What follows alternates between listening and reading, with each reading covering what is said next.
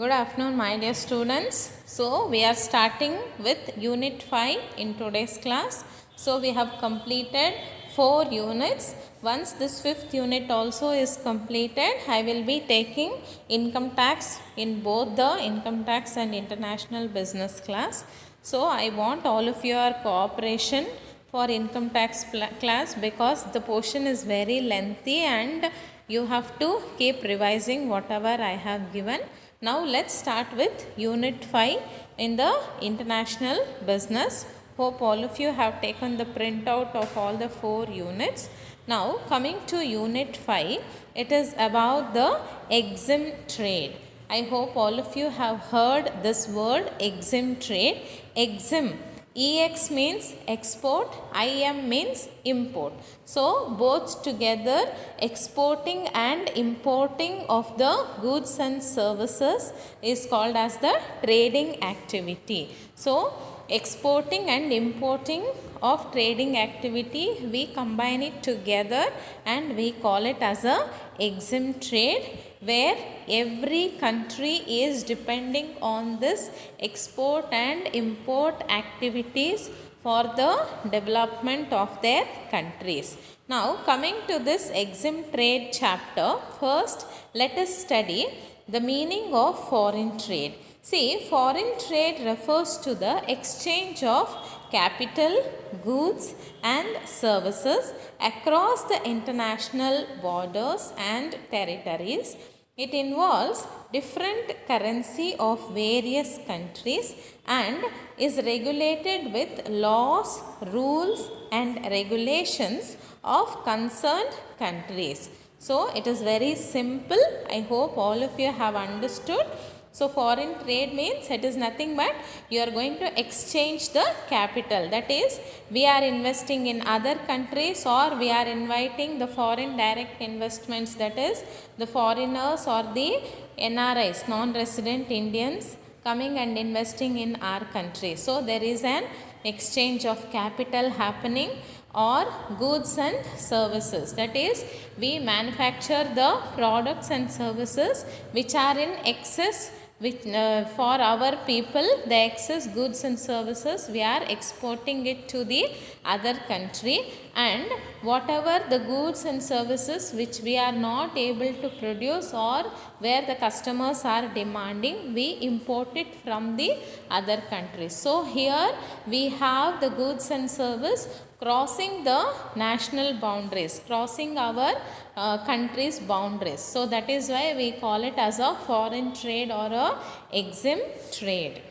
So here not only the goods and services and capital is crossing the borders or territories of the nation, we should also involve the currencies of various countries. We should follow the rules and regulations and we should be bound to the law of the other country, and those people who are trading with us, they should also follow the law, rules and regulations of our country. Only then we can have a smooth transaction between two countries. Only then we can have a international trade, global trade, multinational trade, transnational trade. All these trading activities can be successful only when the countries which are involved in the trading activities will follow the rules and regulations and will be bind to the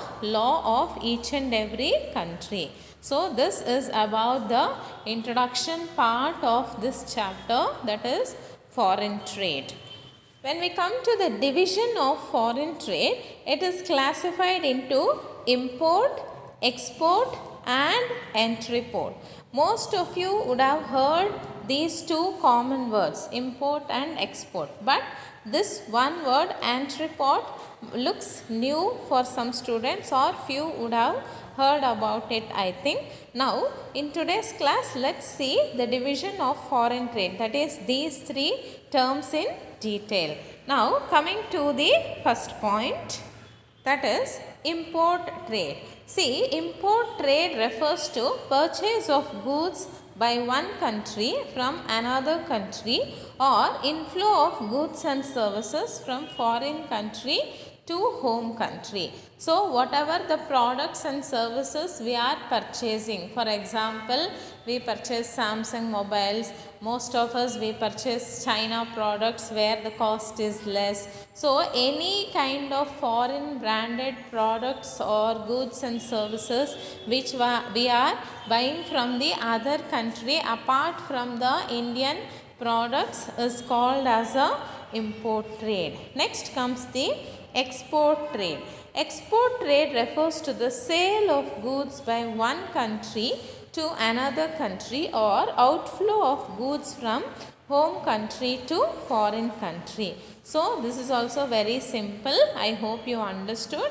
It is nothing but you are selling the goods and services from our country to the another country. So those which are in excess production, after supplying to our people, we export it to the other country. So that is called as export trade. Now coming to the last point, that is entrepot trade. Entrepot trade is also known as re-export.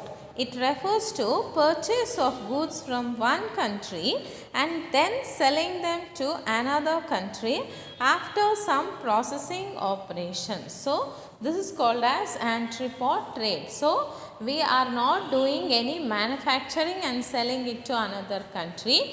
We purchase the goods and services from one country and sell it to the other country for some profit, or some companies what they do, they purchase from one country, little bit process which is incomplete, they do it here and then they supply that to the other country. So since we are not producing the product and selling to the other country, instead we purchase from one country and sell it to the other country, we call it as an entrepot trade. So I hope all of you have understood the division or types of foreign trade, that is import trade, export trade and entrepot trade. So today you have understood about foreign trade meaning and the division of foreign trade. So let's meet up in the next class with some other new topic, as we have started with unit 5 today. I hope all of you should understand that we are almost ending with the syllabus of this subject. So all the first 4 units which notes I have sent to you, all of you take a printout and keep referring with the based on the question papers and keep studying.